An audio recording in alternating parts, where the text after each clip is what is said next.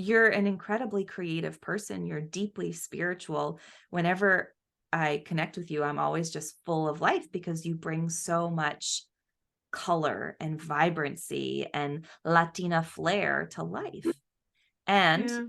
I also am mindful that, you've really unlocked a lot of that right brain thinking, right brain creativity in your career. So how does someone who is a organizational industrial engineer and MBA, uh, a textbook analytic and Yeah.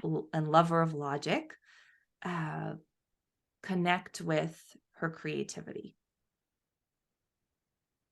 So I really appreciate everything you just said because I love your question, but I also like it took a lot to connect to those things. And right now I'm in a season, I'm taking this first quarter a lot slower, very intentionally, because I wanted to give myself space for that. Because I've seen how I've cultivated, how like I've seen how it's come up, how I've like planted seeds here and there for that, but I don't feel I've nurtured it. Maybe that's a better word. I don't feel I've nurtured it as much. And I'm doing a lot of that today. And so, like, I mean, literally today, but also like through this quarter, I think a few different things. One, the realization that everybody's creative.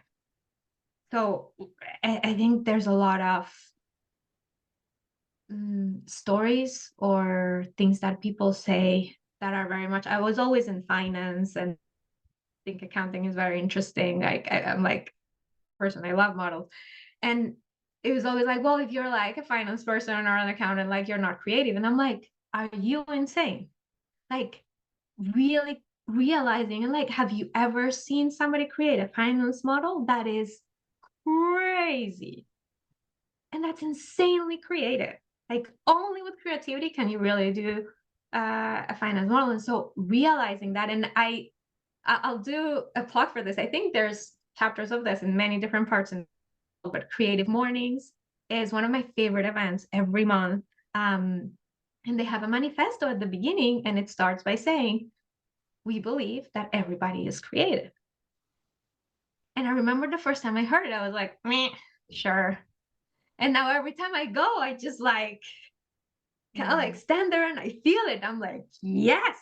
Mm-hmm. And so that I think was the first step, which was like realizing, yes, we are all creative and it comes up in different ways.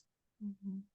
And noticing the creativity that was already there, because then I think it often felt like something additional I needed to do and like a lot of work and bringing the external expectations, perfectionism, and all that combo. It's like, that's too much. Like, I can't do this. But if I started with what I was already doing, then it was like, oh, like setting up a system is super creative, right? Like that kind of thing.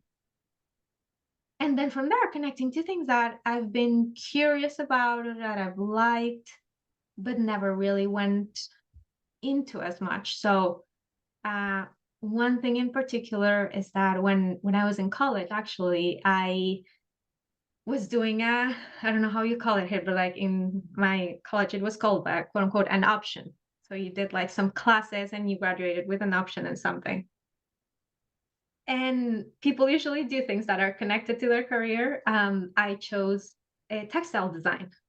Mm-hmm. And so I took different classes around textile design. It was patterns and like building on a mannequin clothing and fabrics and um, a few different like just textures. And those were my favorite classes in my entire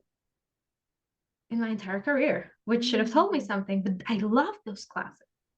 And after I graduated, I never did anything else with it or around it. And so something that I've started doing is taking sewing classes. Um, my sister has been doing embroidery, and so I just started last week, and I taking some of her classes to do some embroidery. I actually have my sewing machine right next to me, and doing small things like I'm fixing my partner's t-shirts, or I'm doing a tote, or just small things like that that are fun and that kind of like get me stimulated. Mm-hmm.